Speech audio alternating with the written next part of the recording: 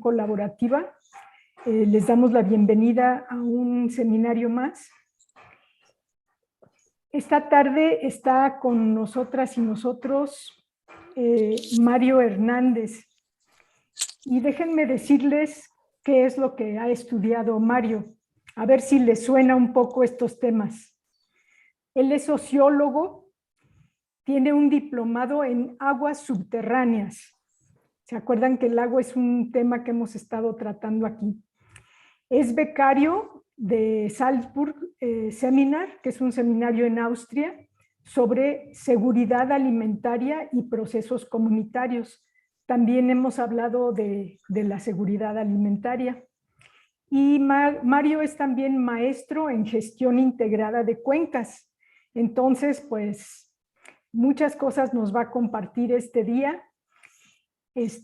A nivel internacional, él ha sido consultor para jardines botánicos y conservación. Y actualmente, él es yo creo que todos ustedes conocen o por lo menos han oído hablar del Charco del Ingenio. Pues Mario es el presidente es el director general del Jardín Botánico y Área Natural Protegida, el Charco del Ingenio, y es presidente de la Asociación Mexicana de Jardines Botánicos. Tenemos mucha suerte de que esté hoy con nosotros aquí Mario, y Mario, te dejo para que tú empieces. Muchísimas gracias por la invitación. La verdad es que para mí es un honor poder compartir con ustedes un poquito de lo que hemos hecho desde el Charco del Ingenio, y más ahora con este énfasis que hemos estado teniendo de lo etnobotánico, lo etnobiológico. Ustedes, espero, hayan tenido en algún momento la oportunidad de visitar el Charco del Ingenio. Y sí, es un proyecto que en este 2022 estamos alcanzando ya 31 años de existencia como proyecto, y un ejercicio que nos llena de mucha alegría, porque ha sido de mucho trabajo, mucho esfuerzo, y bueno, finalmente hemos estado viendo algunos eh, reconocimientos a este trabajo, y eso para nosotros es una motivación muy, muy grande, ¿no? Y además de una motivación muy grande, pues siempre es un elemento, es un indicador que nos permite interpretar que hemos estado haciendo algo bien, y que dentro de este hacer algo bien también les sirve, es para la comunidad, es algo que no está expuesto eh, para una cuestión de egos, sino es una cuestión realmente de un compromiso con todos los que integramos la sociedad sanmiguelense, y nos da mucho gusto poder estar llegando a estos logros con el proyecto del Charco del Ingenio, ya 31 años. Y sí, para ir adentrándonos de este tema de lo etnobotánico, pues creo que es muy importante hacer como este énfasis, esta declaración sobre qué es lo que entendemos nosotros como lo etnobotánico, ¿verdad?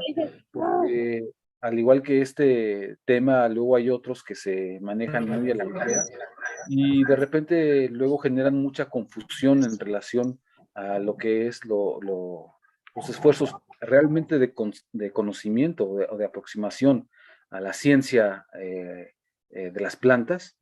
Y luego de repente escuchamos por ahí anuncios, comercios que agregan la palabra botánico, y genera mucha confusión, ¿no? Entonces creo que va a ser muy pertinente que podamos empezar hablando sobre lo que es lo etnobotánico, desde cómo lo interpretamos nosotros, y bien, este tema de lo etnobotánico, lo etnobiológico, tiene que ver con la relación de las personas con estos elementos de la naturaleza. Nosotros, como un jardín botánico donde mayormente hacemos nuestro énfasis con las plantas, con la vegetación, es que somos etnobotánicos. pero también hace tiempo, no recientemente, también de la identificación de distintas distinta fauna que está asociada a este sitio, sus comportamientos, sus ciclos de reproducción, sus poblaciones, sus densidades, y eso también nos lleva a ir más allá en términos de lo etnobiológico, ¿no? Para ser un poco más amplio. Pero en el charco del Ingenio siempre habíamos tenido esta parte de refrendar que las plantas tienen un significado más allá meramente de una planta que tenga un nombre. Creo que somos muy afortunados quienes vivimos en esta parte del país, porque estamos encontrando que en las comunidades rurales, y no necesitamos que ir hasta lo rural. Sí, estoy seguro que alguno de ustedes consulta con su mamá, su papá, con un tío, con un abuelo, ni se diga una abuela, pues les van a dar información sobre cómo es que la gente interactuaba anteriormente con las plantas, ¿no? Entonces, lo etnobotánico tiene que ver de esta manera, la relación que tenemos los seres humanos con las plantas. Y en esta región, o en nuestro país, México, somos muy afortunados porque esta relación con las plantas es parte de una herencia cultural de cientos de años, ¿no? Hemos sabido cómo personas anteriormente utilizaban las plantas de distintas maneras y principalmente como un elemento para la sobrevivencia en las zonas muy adversas que eran muy rurales, en lugares donde antes no había el acceso a través de una carretera para un doctor, para materiales de construcción, que no había agua potable. Entonces, ¿cómo es que la gente lograba sobrevivir en estos entornos pues realmente muy, muy adversos, ¿no? Hoy en día hemos estado haciendo este trabajo de conocer más, acercarnos con personas quienes son poseedoras todavía de este conocimiento.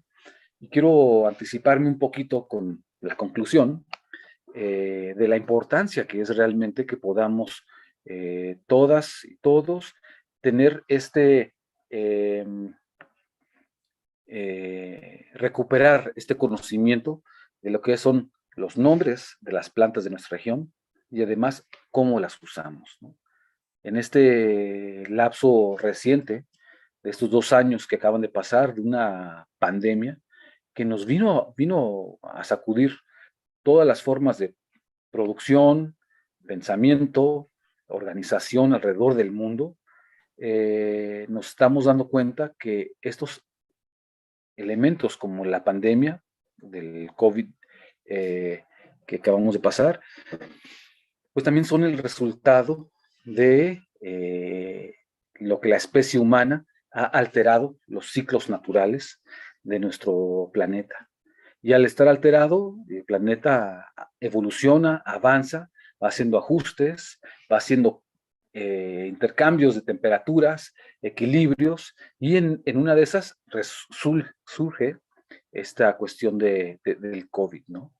Y cuando nos vemos que las personas se encierran en sus casas, que no cuentan con un recurso económico con el cual antes accedían de manera rápida para poder a través del mismo solventar sus necesidades, pues nos vamos dando cuenta que ese conocimiento ancestral, que en algún momento hasta menospreciamos, era lo más valioso que había.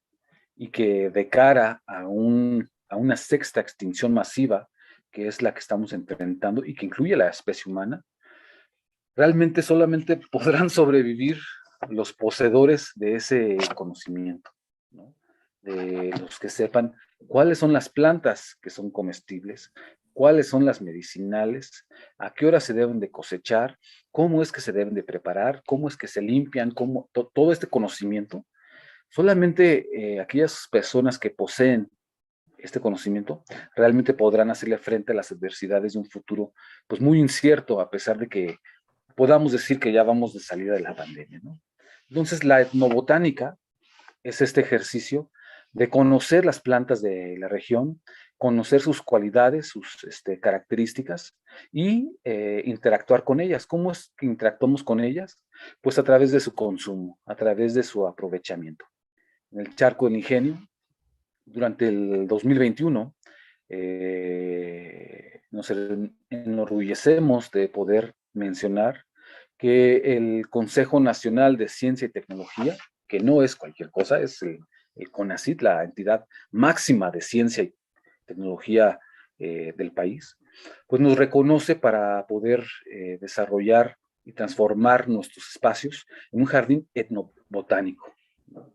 Y para esto también, con todo el equipo científico que integra aquí el proyecto El Charco El Ingenio, hicimos una serie una definición del espacio que queríamos conocer y queríamos ir un poquito más para allá, no nada más conocer la interacción de las personas con las plantas, sino que también queríamos conocer cuál era esa relación de algunas poblaciones originarias en relación al resguardo de este conocimiento de las plantas. Y a raíz de este estudio que realizamos en el transcurso de todo un año, con una metodología de investigación, acción participativa, pues es que pudimos tener una rica interacción con 5 comunidades de ascendencia indígena. Una de estas comunidades, ubicada en el municipio de Victoria, en la parte noreste del estado. Otra comunidad localizada en el municipio de Tierra Blanca. Y otras 3 comunidades de ascendencia indígena también, que se encuentran aquí en el municipio de San Miguel de Allende. Y a través de distintas actividades y talleres pudimos recorrer sus espacios con las personas e ir identificando una serie de plantas que son de suma importancia. Plantas que son de carácter comestible, ¿verdad? Algunas que son que tienen propiedades medicinales, otras plantas que son para diversos usos, principalmente construcción, para la elaboración de materiales y tal. Y también, bueno, hicimos identificación de algunas otras plantas que son de uso de carácter ritual, ¿no? En distintas ceremonias, tanto para las mayordomías indígenas vinculadas a estas prácticas culturales y el aprovechamiento de las plantas, pero también, bueno, esto nos permitió abrir un abanico, una caja con muchas cosas, y también hay otros tipos de rituales que se llevan a cabo dentro de la medicina tradicional, dentro de la práctica de los curanderos, y entonces también pudimos conocer otras plantas que tienen estas características y que también son muy interesantes cómo se utilizan, se aprovechan y de esta manera son incorporadas a prácticas culturales, ¿no? Y no nos referimos a esta cuestión de plantas medicinales como algunos lo han querido interpretar como la ayahuasca, como alguien por ahí está preguntando. Eh, Estas plantas, igual que otras, tienen una serie de elementos químicos que tienen una incidencia en algunos neurotransmisores y que generan alguna cuestión de alteración de un estado de ánimo, ¿no? Pero eso es muy distinto a cómo se utilizan los fines para los cuales esas plantas son utilizadas, ¿no?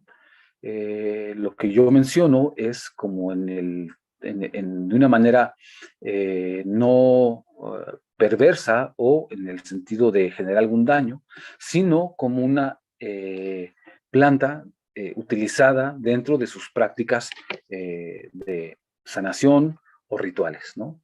Algunas personas, quienes usan algunas de estas plantas como las mencionadas, la marihuana, el peyote, ayahuasca y entre otras, lamentablemente no tienen un vínculo prehispánico o con culturas originarias y han utilizado mucho estos elementos para poder participar en temas vinculados con lo que hoy le llaman el wellness, whatever that means, ¿no? Y que son cuestiones principalmente más asociadas a cuestiones de carácter muy individuales en términos de ego, y para una satisfacción meramente de un estado de bienestar individual, en donde no hay una visión de lo colectivo, de lo comunitario, de un conocimiento que nos ayude en conjunto para solventar una serie de situaciones adversas a nuestro entorno. Entonces, en el Charco de Ingenio hicimos todo este ejercicio y muy interesante porque revisando la literatura en términos de plantas útiles identificadas para el estado de Guanajuato, hay alrededor de 430 especies de plantas útiles. Y nosotros en este ejercicio, con 5 comunidades, tan solo 5 comunidades, es que se pudieron identificar alrededor de 250 especies de plantas útiles que de las que están mencionadas en este inventario estatal, y algunas que no estaban en ese inventario, ¿no? Entonces estamos encontrando algunas otras especies, lo cual, como manera de una interpretación de esto, en el caso de hacerse una identificación mucho más detallada en distintas partes del estado, seguramente estaríamos arriba de las 430 especies que están identificadas, ¿no?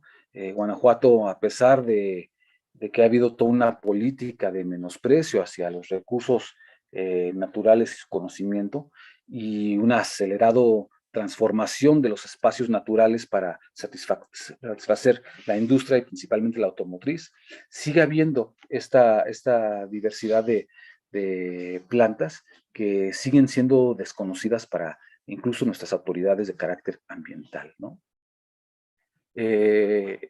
Aquí en el Charco también existen algunas de estas plantas que hemos identificado, y esto nos ayudó para ratificar el proyecto en términos de la etnobotánica, ¿no? Pero yo estoy seguro que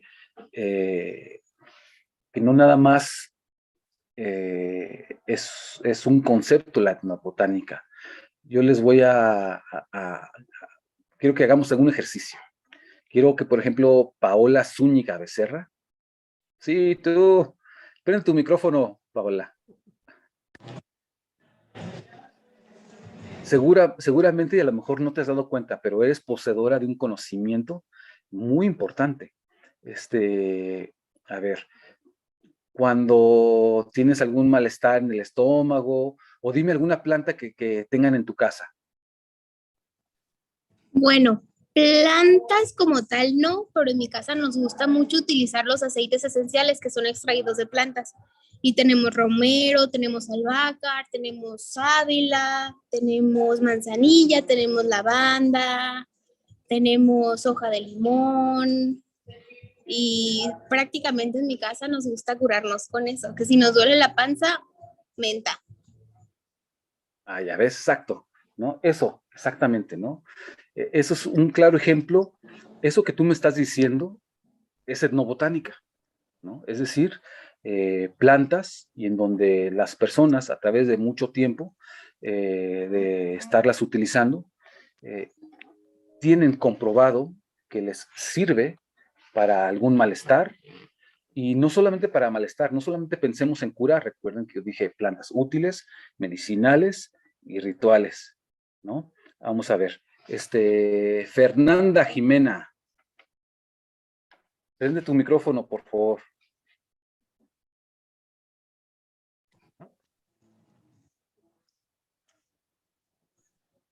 Perdón, me preguntó otra cosa. No, te mencionaba que efectivamente lo que tú mencionaste es un claro ejemplo muy sencillo de etnobotánica, un conocimiento que existe, y algunas plantas que están asociadas a poder satisfacer o curar, y que no solamente en términos de curar, también hay muchas plantas que utilizamos para enriquecer y para dar sabores, ¿no? Y eso significa que hemos aprendido que son comestibles, que no nos vamos a intoxicar, y que consumidas en una cantidad suficiente, son benéficas. A ver, Fernanda, Jimena, Bárcenas, dime una planta que utilizan dentro de la comida mexicana. En el pozole, dime una del pozole.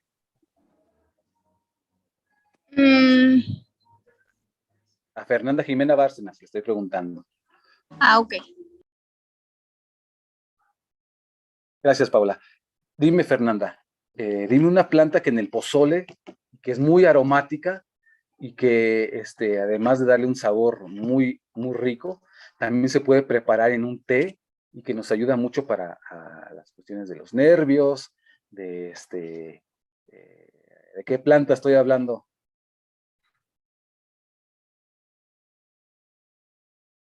No te oigo, Fernanda. Ay, Fer, no te oigo. No te oigo. Bueno, vamos a darle la oportunidad a Guillermo Ramírez, quien está levantando la mano, para que nos pueda compartir alguna planta. A ver, Guillermo. Bueno, yo decía que era el orégano para el pozole. El orégano, exactamente. El orégano es una planta que no solamente es para dar sabor, ¿no? Y que enriquezca el pozole. Realmente el orégano también tiene una gran cantidad de propiedades medicinales. Alguien de aquí sabe el orégano a manera de un té, como si lo hervimos agua, calentamos agua, ponemos una cantidad de una cucharadita de orégano en una taza, y dejamos que se asiente, ya no le aplicamos calor, que sea como una infusión. ¿Para qué nos sirve ese té de orégano? ¿Alguien que sepa, que pueda levantar la mano? Yolanda Millán quiere opinar. Pues no, yo sé que es para el estómago y sé también que ayuda mucho el té de orégano para dolores menstruales. Y sobre el orégano también, yo conozco 3 diferentes oréganos. Hay uno que le dicen el orejón y es que es increíble esto que comentas, Mario, porque, por ejemplo, decir del orégano, creemos que es una sola planta, pero una sola variedad, perdón, pero son muchísimas. Bueno, yo conozco. Sí, así es, ¿no? Muchas gracias, Yolanda. Sí, efectivamente, es una planta que para cólicos menstruales, en la manera de té, dicen que es muy efectiva, ¿no? Entonces, la ventaja de todo esto es que, de este conocimiento, es que podríamos nosotros tener, cuando empezamos a conocer más sobre las plantas e interactuamos con ellas de esta manera, colectarlas, deshidratarlas, guardarlas, prepararlas de cierta manera, esto nos va generando una conciencia y una relación muy distinta con nuestro entorno, con nuestros recursos naturales. Por aquí también dice Paola que también para la gastritis, el orégano y también Carmen Cecilia dice para molestias estomacales, estreñimiento, y sirve para la circulación sanguínea. Exactamente. Pues bien, en este sentido, en el Charco del Ingenio, hicimos todo este ejercicio y generamos 4 jardineras que están muy, muy interesantes, que precisamente una de ellas es de estas plantas útiles, otra jardinera es de plantas medicinales, bueno, de plantas que curan. Hoy en día tenemos que ser muy cautelosos con los conceptos, porque si decimos plantas medicinales, como está asociado con el concepto de medicina, entonces, si decimos plantas medicinales, al día siguiente ya tenemos a la COFEPRIS aquí dándonos lata, porque entonces no podemos tener esas cosas. Entonces no decimos plantas medicinales, decimos plantas que curan, y ahí no nos metemos en dificultades, ¿no? Tenemos otra jardinera que es de agaves, 12 especies de agaves que están identificados como endémicos propios del estado de Guanajuato. Y también tenemos una jardinera de nopales con alrededor de 17 especies que se distribuyen por todo el estado de Guanajuato. Y además de que algunas cuestiones son medicinales o comestibles, también algunas plantas son para armonizar más al espíritu, ¿no? Es decir, desde que los magueyes podemos obtener aguamiel, podemos obtener ese aguamiel que lo transformamos a través de su fermentación en un pulque, que es como un vino, pero también de algunos otros agaves se obtiene a través de un proceso de destilación, proceso que ustedes jóvenes seguramente conocen muy bien, como el tequila, el mezcal, el sotol y otras cosas, ¿no? Pero también del maguey, por ejemplo, tiene muchas utilidades. A ver, si alguien, vamos a ver, voy a buscar un nombre aquí, un nombre. Juliana Ramírez, que me puedas decir cómo se utilizan los magueyes, alguna forma en cómo se utilizan los magueyes. A ver, Juliana, prende tu micrófono. Ay, Juliana, se me hace que no estás. Se me hace que nada más te pusiste tú. Bueno, vamos a darle oportunidad a Sonia Vázquez. Dinos, Sonia, ¿cómo has visto que se utilizan los magueyes? Dime 2 formas. ¿Sí se escucha? Sí. Una para hacer barbacoa. Exacto, ahí, espérame tantito. Exactamente, o sea, estas pencas de maguey son tan tienen una fibra, cuando se secan son fibrosas, pero mientras están tiernas, digamos, son blandas en su centro. Y interesante cómo estas pencas de maguey las han utilizado para poder hacer como este sellado, ¿no? Cuando antes no había plásticos, no había cosas de ese tipo para evitar que se perdiera la evaporación, utilizaban las pencas de maguey para poder cubrir y de esta manera que no hubiese pérdida de humedad. Eso, si bien no es un consumo directo, es una herramienta. Entonces, las pencas de maguey son herramientas que nos ayudan para nuestros objetivos, que son principalmente que se pueda cubrir la barbacoa con tierra, que no le vaya a caer tierra a la barbacoa y a la vez que no pierda evaporación, ¿verdad? Dime otra manera en que se utilizan los magueyes. Pues no sé si también para la extracción de la miel para el pulque. No sé si eso también aplica o si no para dar de comer a los animales como a las vacas. Esa es otra aspecto muy importante. Efectivamente, el primero el que mencionas, el de obtener jarabe de agave, eso es a través del aguamiel que se colecta, se pone a hervir para que se pueda perder la mayor cantidad de líquido hasta que se permanezcan los azúcares, y eso es un excelente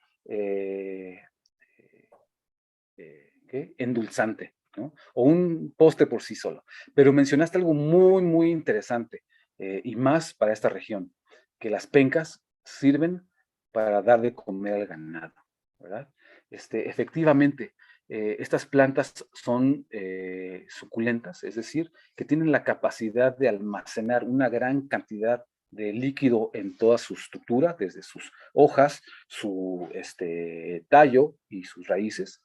De manera que en esta región, algunas personas quienes practican la ganadería y que de repente hay años como que pensábamos que iba a llover mucho y no ha llovido y empieza a haber una sequía, entonces lo que hacen las personas es que cortan estas pencas de maguey y le quitan desde luego las orillas, que tiene unas espinas muy agresivas, y esas pencas las cortan, las machetean en cuadritos, y entonces esas pencas guardan, como mencionamos, mucha fibra y mucha agua, de manera que ha habido algunos campesinos que a sus vacas, a sus chivos, Los caballos los han mantenido vivos hasta por 8 meses, simplemente alimentándolos con pencas de maguey.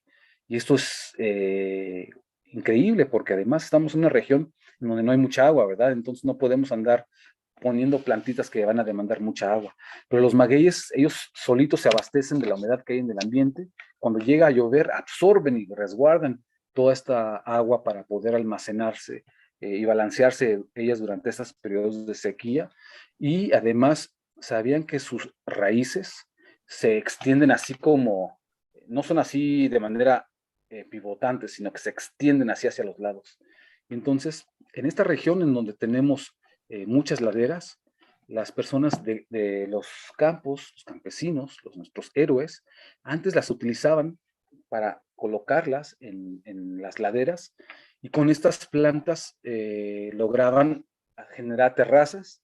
Entonces su tierra ya no se deslavaba, y entonces en la tierra que se tenía en la parte alta, ahí sembraban su sistema milpa, ¿no? Que es frijol, maíz, calabaza, chile, ¿no? Y era algo muy, muy favorable. Y además de que les permitía retener su tierra, sus raíces enriquecían, nutrían el suelo, en la parte alta cultivaban, y además utilizaban sus pencas para la barbacoa, o si no, para obtener aguamiel y pulque. Entonces nos damos cuenta de que las plantas, en ese sentido, viéndolas de esta manera con muchos beneficios, son muy benéficas, ¿no?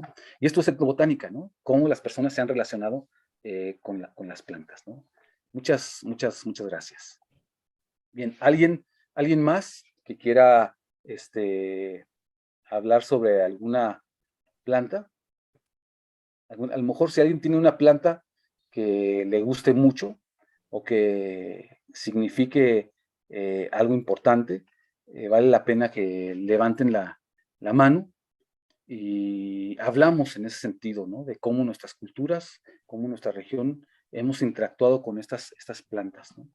Yo quiero plantearles otra planta y a ver, quiero que levanten la mano quien quiera opinar acerca de ella, y si nadie levanta la mano, entonces al azar voy a buscar entre los nombres que están aquí para que puedan participar. Y me refiero al mezquite. ¿Qué me pueden decir del mezquite? Alguien levante la mano, o voy a elegir yo a alguien entre el público. Ya vi aquí a alguien, ¿eh? Así que si no levanta alguien la mano o no hacen una pregunta en el chat, voy entonces a pedirle. ¿Alguien está hablando? ¿Qué les parece si le pedimos ahora a Gerardo López? Gerardo López, por favor, prende tu cámara, tu micrófono.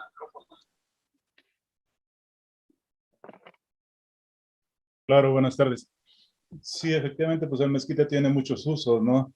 De entrada, la semilla la usaban nuestros ancestros para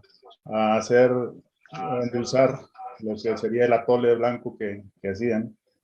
Lo usan como alimento para el ganado, como forraje también. Desde luego el uso de la madera, el uso de una fuente de abastecimiento para los rumiantes en lugares donde también las cabras ramonean mucho, ¿sí? Entre algunos otros, ¿no? Así es. Nos damos cuenta que tenemos un conocimiento interesante sobre las plantas. Con esas participaciones, yo creo que nos damos cuenta que a lo mejor no nos dábamos cuenta porque no habíamos hablado de los conceptos de etnobotánica, pero nos damos cuenta que la etnobotánica no nada más es el carácter medicinal como el que de repente nos han querido influenciar, ¿no? Sino que la etnobotánica se refiere a esta relación con las plantas de maneras muy diversas, ¿no? Y efectivamente el mezquite, yo quería hablar del mezquite porque el mezquite es una planta emblemática del semidesierto, de esta región en donde nos encontramos. El mezquite, lamentablemente, también se encuentra pues muy a amenazado, ¿no? En esta región, de repente hubo una inercia por una tala de mezquites, lo cual provocó que su población estuviese en disminución. El mezquite es una madera, pues la madera más fuerte que hay en esta región, y desde luego las herramientas que se han elaborado de estas es muy impresionante, desde mangos para herramientas, desde moldes para tortillas ceremoniales. Eso es un tema que también vale la pena considerar y platicarlo. Y, la sombra del mezquite es increíble, ¿no? Los mezquites además florecen mucho antes que la mayoría de las plantas de esta región, lo cual favorece que los polinizadores, entre ellos las abejas, en su práctica de reproducción de miel, generan una miel blanquecina, espesa, muy sabrosa, ¿no? Que se diferencia de otras mieles que ya cuando todo ha florecido, entonces se genera una miel que se conoce como multiflora. Esto es que ya hay de muchas plantas mezcladas y la miel es un poquito más de un color como dorado, ¿no? Pero la miel de mezquite es muy valorada en esta región y es una miel como más de carácter blanca, ¿no? Algunas personas la ven y dicen, esta no es miel, porque es como más un ligero amarillo y no del color dorado, ¿no? Pero los árboles, los mezquites, además, quiero hablar un poquito sobre ya no tanto el etnobotánico, pero sí la parte de la función de los mezquites. Son nuestros grandes aliados, ¿no? Un mezquite puede llegar a vivir hasta más de 100 años, ¿no? Y alcanzar una altura de unos 5 a 8 metros. Son unas cosas maravillosas.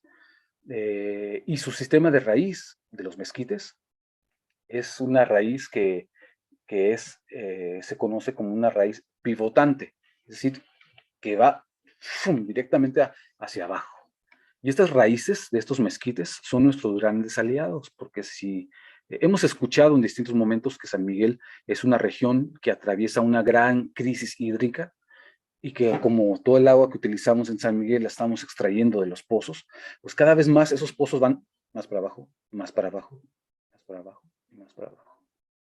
Y entonces, como en la parte de arriba, en superficie, estamos con sobrepastoreos, con suelos compactados, eliminando la cubierta vegetal, que entonces no logra retener la humedad e infiltrar el subsuelo, entonces estamos teniendo un problema de escasez de agua.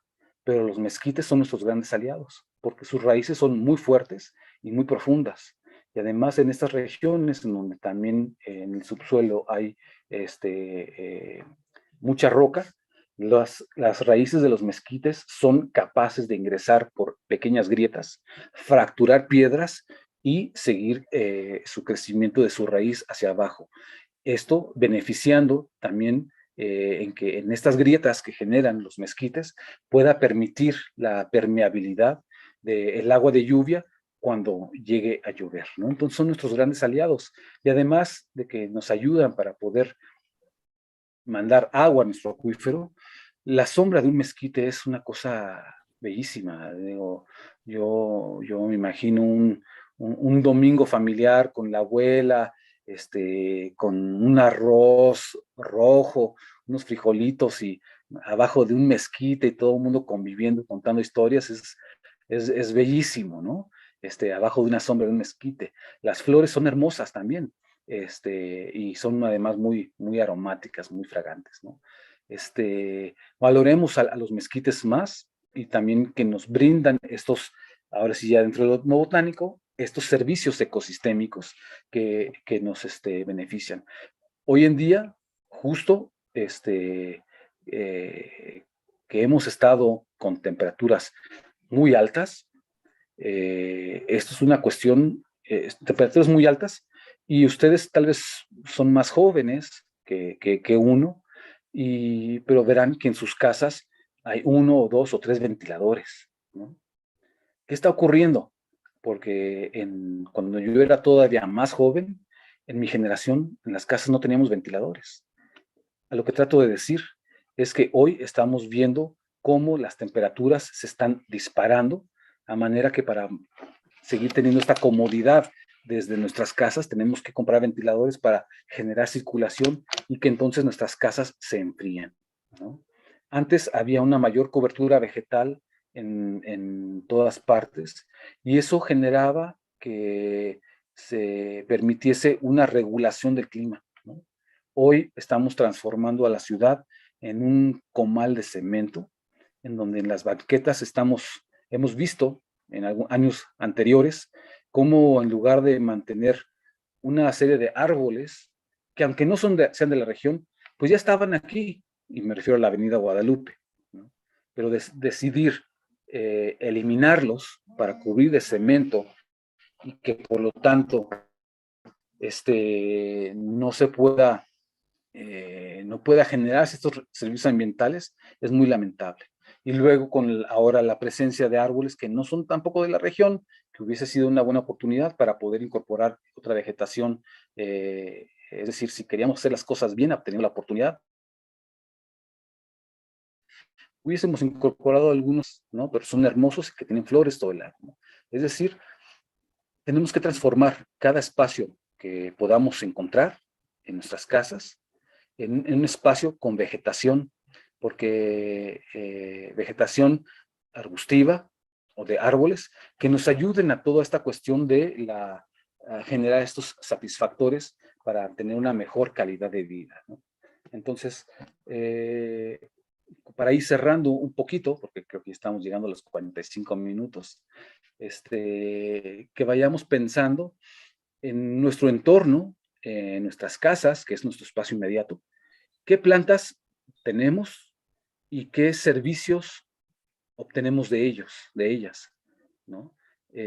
Para que vayamos pensando a lo mejor la importancia de poder conocer las plantas endémicas de esta región y poco a poco ir sustituyendo esas que son exóticas o que de otras partes del mundo, por aquellas que son de esta región, que son hermosas, que son útiles en términos de alimentos, medicina, herramientas, y que de esta manera sumamos un compromiso con la conservación ambiental y que de esta manera, aunque el esfuerzo sea pequeño, estemos provocando espacios más dignos para que podamos vivir y continuar con nuestras vidas, ¿no?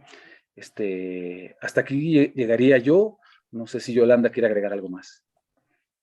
Yo, bueno, no veo más preguntas o comentarios en el chat, pero yo quiero preguntarte, Mario, ¿cuál es la diferencia entre cactáceas y suculentas? Uno. Y otra, si algunas plantas están ahí también en el charco, como son, yo las conozco con nombre popular, como la hierba del sapo y también la hierba del perro. Quisiera saber si eso también se da ahí en el territorio del charco y la diferencia de la primera pregunta que te comenté. Sí, qué bueno que lo preguntas, porque a veces nos vamos con cierta inercia y decimos cosas y pensando que ya todo el mundo está en el mismo canal, y a veces hay que detenernos a aclarar algunas cosas, ¿no? Sí, cuando hablo de cactácea, me refiero a un grupo de plantas que pertenecen a esta familia botánica, ¿verdad? Y que normalmente las cactáceas son redondas, en su mayoría son redondas, globosas, o algunas son columnares, ¿no? Como los órganos. Y esta es una familia botánica. Otra familia botánica, hablamos de las agaváceas, ¿no? Las agaváceas nos referimos a los agaves. Y como podemos conocer, los agaves no son globosos ni columnares, ¿no? Son lo que se conoce como a manera de rosetas, ¿no? Entonces, cuando digo cactáceas, me refiero a un grupo de plantas que pertenecen a las cactáceas, a las agaves, a los pinos, ¿no? A estas familias botánicas. Y cuando digo suculentas, la suculenta no es una familia botánica, más bien es una característica. La suculencia es esta capacidad que tienen algunas plantas para poder absorber agua, guardarlas en todo su sistema y a través de su conformación molecular, no perder por medio de evaporación o transpiración humedad, ¿no? Sino que son estas plantas que logran guardar esta agua y en periodos de sequía, como son las cactáceas, las agaváceas, entre otras, aunque no haya llovido, ellas logran resistir mucho más que las demás, aunque no haya agua. ¿Por qué? Porque con el líquido que ellos están guardando, logran balancearse y sobrevivir esos periodos de estrés, ¿no? Si ya nunca lloviera, pues serían estas plantas quienes tienen la característica de la suculencia, quienes vivirían un poquito más, o serían las últimas en morir, por decirlo de esta manera, ¿no? Y hierba del sapo, hierba del perro, sí, aquí principalmente después de la temporada de lluvias, empezamos a ver el nacimiento de una serie de plantas que son propias de la temporada de lluvia y que están asociadas con a un tipo de suelo que les permite desarrollarse, ¿no? Quiero aprovechar, ahorita que estamos hablando de temporadas y esto, hay unas plantitas, unas plantas muy bonitas, ahí lo buscarán en Google, que son los mallitos, son unas flores muy bonitas.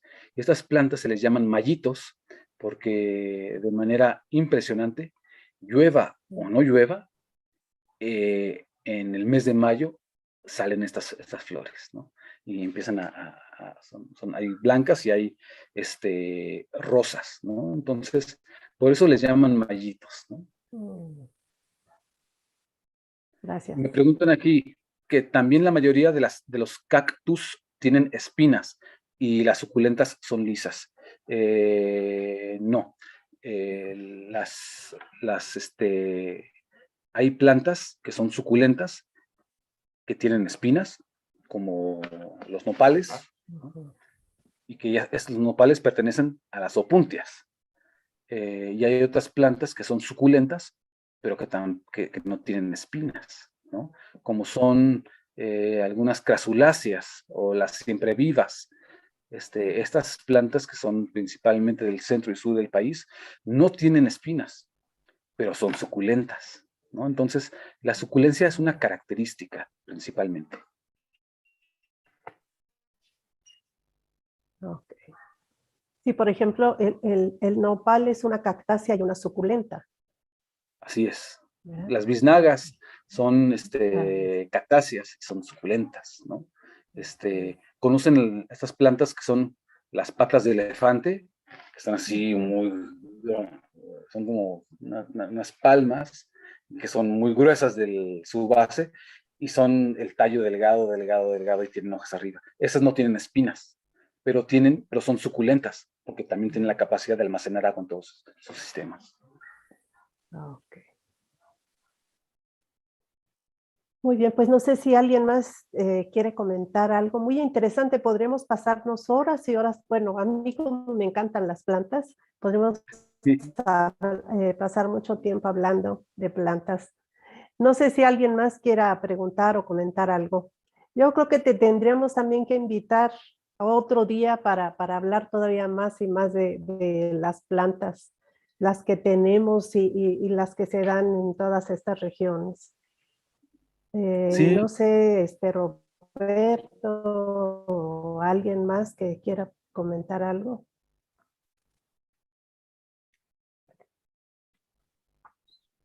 Yo comentar, antes de que alguien más le gane la palabra a alguien tal vez, que vale la pena mucho que puedan darse el tiempo para venir al Charco del Ingenio, a conocer estas nuevas jardineras, estos espacios que hemos transformado en estos últimos 2 años, para que el visitante pueda obtener mayor información sobre este ecosistema que es en el que nos encontramos, ¿no?